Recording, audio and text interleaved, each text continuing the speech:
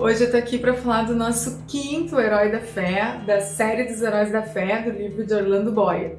E o herói de hoje é nada mais nada menos do que John Wesley, a tocha tirada do fogo. Uma vez, à meia-noite, o céu foi iluminado pelas chamas que ardiam da casa do pastor Samuel Wesley. Eles dormiam tranquilamente até que os escombros, devido às chamas, caíram sobre a cama de uma das filhas. Ela acordou assustada, foi correndo chamar o pai dela, daí eles desceram as escadarias correndo, todos saíram da casa, uma ama pegou as crianças pequenas e quando todos eles estavam no jardim, apenas com a roupa do corpo, eles se deram conta que faltava o filho John, de 5 anos de idade, que ficou no quarto dormindo. A mãe, Susana, desesperada, tentou correr pelas escadarias, não dava mais. O pai tentou pular o fogo das escadarias, não dava mais também. Então eles se ajoelharam no gramado da casa e simplesmente buscaram aquele que era o único que podia fazer alguma coisa. Enquanto eles oravam, John acordou, tentou descer as escadarias, não conseguiu. Então ele encontrou uma mala que estava na casa e subiu na mala e apareceu na janela. Seus pais conseguiram ver ele desesperados, continuaram orando, então os vizinhos tiveram uma ideia e criaram uma torre humana. Um vizinho subiu nos ombros do outro até que eles alcançaram o John, tiraram ele. No momento que eles pegaram ele, o telhado da casa caiu e toda a casa veio abaixo. Então naquela noite foi tirada uma tocha do fogo. Quando John foi entregue aos braços do seu pai, eles se ajoelharam, agradeceram junto com os vizinhos no jardim da casa e eles entenderam que não foi em vão que aquele menino foi salvo do fogo, que Deus tinha um plano para ele. Então sua mãe, Susana Wesley, o criou para ser uma tocha, o criou para fazer a diferença na sua geração. Não tem como falar sobre John Wesley sem falar da mãe dele e da influência dos pais dele na vida dele. Só para constar, ele nasceu no mesmo ano de Jonathan Edwards, o nosso herói da semana passada, e porém o John Wesley teve uma influência um pouco maior, talvez por um tempo maior, no Grande Avivamento, porque ele viveu 30 anos mais do que Jonathan Edwards. Voltando para a mãe dele, ela seguiu o exemplo da sua mãe, que também era cristã, no caso a avó de John Wesley, que orava 1 hora todas as noites e 1 hora de madrugada. Então a Susana Wesley era fiel nisso, né? O John era o 15º filho de 19 filhos. A Susana era extremamente sábia. Vale muito a pena ler a biografia dele, os comentários dela sobre criação de filhos, mas ela seguia à risca, né, os princípios da palavra. E uma coisa que ela dizia é que jamais pode se poupar da vara a criança, assim como Salomão dizia, aquele que faz isso o aborrece, aborrece seu filho. Então, apesar de ser uma casa com 19 crianças, era uma casa que havia alegria, porque os filhos eram ensinados, disciplinados no temor do Senhor, e essa mulher tinha um princípio de que jamais alguma criança na sua casa obteria alguma coisa chorando ou fazendo manha. Então ela ensinava seus filhos a obedecerem e a buscar o Senhor. Eles tinham um princípio que a partir do 5º aniversário, cada filho aprendia a ler. Então no dia seguinte ao 5º aniversário, era ensinado para os filhos o alfabeto e eles começavam a ler a partir do versículo 1 de Gênesis 1. Então toda criança começava a ler a Bíblia. Quando eles chegavam a uma certa idade, cada filho tinha um dia da semana marcado com o seu pai para ter 1 hora em particular. A história conta que o dia do John Wesley era nas quartas-feiras. Disse que cada filho foi extremamente marcado e teve uma memória especial desse momento em particular com seu pai. 20 anos depois que John Wesley saiu de casa, ele disse o seguinte à sua mãe: "Em muitas coisas a senhora tem intercedido por mim e prevalecido. Quem sabe se agora também, na intercessão para que eu renuncie inteiramente o mundo, terá bom êxito? Sem dúvida, será tão eficaz para corrigir o meu coração como era para formar o meu caráter." Que lindo uma mãe poder ouvir isso do filho. Eu incentivo as mães a serem intencionais, como a Susanna Wesley foi na vida de John Wesley, e atirou ele como uma flecha que acertou o alvo. E que alvo! Quando tinha 11 anos de idade, o John Wesley saiu de casa para estudar e ele jamais abandonou os ensinamentos do pai, que um dos ensinamentos era não se contaminar e não se envolver com o pecado, e o outro ensinamento curioso era que o filho corresse 3 vezes por semana de madrugada, e John Wesley foi fiel em observar isso. A vida dele já era influente desde criança. Uma vez, com uma curiosidade, o porteiro da escola deu falta que quase não tinha crianças correndo pelo pátio. E ele foi procurar as crianças, os meninos, e ele encontrou todos eles no terraço, ouvindo o John Wesley contar histórias. Nascia um líder. E ele estudou em Oxford e tornou-se proficiente em latim, grego, hebraico e francês.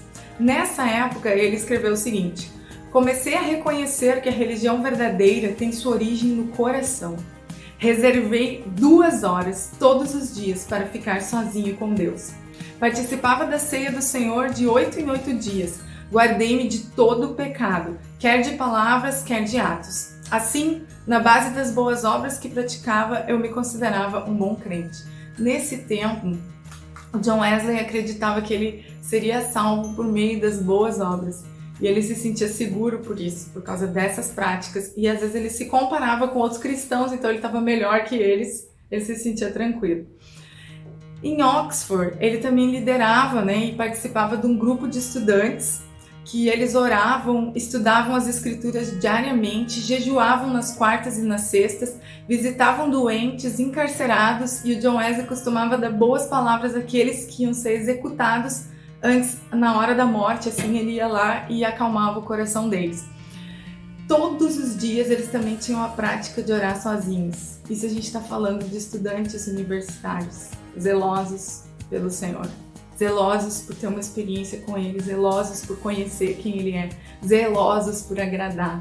2 jejuns por semana, horas orando sozinho, horas, todos os dias se encontrando para orar e ler as Escrituras. 3 desses estudantes tornaram-se famosos: John Wesley, Carlos Wesley, que é irmão dele, e o George Whitefield. E depois ele é o próximo herói, depois a gente vai falar mais sobre ele. Depois disso, uma época ele foi para a América e a bordo do navio, ou melhor, mesmo a bordo do navio, ele tinha uma disciplina rigorosa. Ele sempre tentava aproveitar o melhor possível o tempo dele. Então ele procurava acordar às 4 da manhã e dormia depois das 21 horas. E a primeira coisa que ele fazia na vida dele, todos os dias, era orar 3 horas por dia. Então ele se dedicava à oração e à leitura da palavra nas primícias do seu dia. Na Geórgia, onde ele chegou, na América, a população afluía para ouvir suas pregações a ponto de um salão de baile ficar vazio e as pessoas irem para a igreja para buscar o Senhor e orar. Tamanha era a influência que John Wesley teve. Ele ficou pouco tempo na América e ele foi embora de lá porque ele teve uma crise. Apesar de tudo que ele vivia e de tudo que aconteceu, ele acreditava, como eu disse, que a salvação era pelas obras. Então, nesse tempo, ele fez uma declaração: fui lá pensando em converter os outros, mas descobri que eu mesmo não era totalmente convertido a Deus. Finalmente, então, ele descobriu a salvação pela fé e passou a viver como um filho e não como um servo. Vale a pena ler no livro Heróis da Fé a declaração que ele faz sobre o dia que ele entende que o Espírito Santo testifica com o meu espírito, ou testifica com o nosso espírito, que somos filhos de Deus. É linda a escrita dele sobre essa experiência. E então, na segunda ida dele à América, ele já era um outro homem e o fogo do Espírito ardia em sua alma. Aí ele conta um episódio que ele viveu, que assim, uma vez, por volta das 3 da manhã, perseverávamos em oração, lendo Romanos 12:12, o poder de Deus nos sobreveio de tal maneira que bradamos impulsionados de grande gozo e muitos caíram no chão. Tivemos uma convicção sobre sua majestade e louvamos a Ele, nos rendendo completamente. Eu quis citar isso para mostrar o tipo de vida que ele tinha. Nos reunimos às 3 da manhã. Então, constantemente eles oravam, se reuniam e perseveravam em oração, como a igreja vitoriosa que a gente conhece de Atos. John era um homem de 1,60 m e 60 kg, mas gigante na sua paixão pelo Senhor e no ardor da sua alma. Embora a apatia espiritual daquele tempo, os crimes, a devassidão, quando ele falava e durante seus sermões era comum ouvir choros e gemidos das pessoas agonizando por seus pecados e confessando seus pecados e se arrependendo para viver uma nova vida, tal como acontecia com Jonathan Edwards, porque eles eram contemporâneos. Era comum multidões de 5 a 20 mil pessoas afluírem para ouvir os sermões de John Wesley, mesmo que ele também não fosse um orador eloquente, né? Fosse um homem pequeno, como eu acabei de falar, mas o ardor da sua alma e a presença do Espírito Santo atraía multidões para ouvir. Inclusive, Voltaire e Thomas Paine, materialistas famosos, tipo assim, gritaram de convicção ao se encontrar com Deus no leito de morte, nessa época de John Wesley. Como todos que invadem o território de Satanás enfrentam perseguição, assim aconteceu com John e Carlos. Muitas vezes eles foram expulsos de lugares. Uma vez John Wesley estava pregando em cima de uma mesa, os caras vieram e quebraram a mesa que ele estava pregando. Várias vezes ele foi apedrejado, arrastado pelas cidades como morto. Mas o que mais doía o coração dele é que muitas vezes ele era perseguido pela igreja decadente que existia nos lugares por onde ele passava. Foi chamado de impostor, falso profeta, fanático, de tudo, né?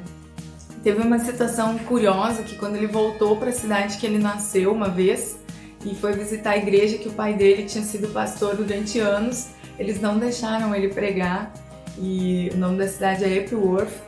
E depois que ele saiu desse culto, ele foi visitar o túmulo do pai dele e por volta das 18 horas ele pregou ao lado do túmulo e multidões afluíam para ouvir ele pregar. E naquele momento, milhares de almas foram salvas em sua cidade. A maior causa da perseguição de John Wesley por parte da igreja era porque ele pregava a justificação pela fé. A vida de John Wesley é muito interessante, ele caminhava muito, ele andava horas a cavalo, inclusive muitos dos seus livros ele escreveu andando a cavalo e teve uma vida disciplinada. Ele mesmo fala sobre isso, de pelo menos 6 fatores que levaram ele a ter uma vida longa. Ele viveu 88 anos. Então, um deles era essa questão da disciplina com o esporte, né, que ele era rigoroso nisso. Mas, apesar em tudo isso que ele viveu, né, ele conseguiu escrever 54 inários e mais de 230 livros. E um homem de inúmeras experiências com jejum e oração. Durante toda a vida dele, ele jejuou pelo menos nas quartas e nas sextas. E nesses dias ele procurava gastar tempo sozinho com o Senhor e não fazer visitas, e enfim, nesses dias de jejum, porque ele entendia que ele precisava ouvir o Senhor para descobrir qual a sua vontade.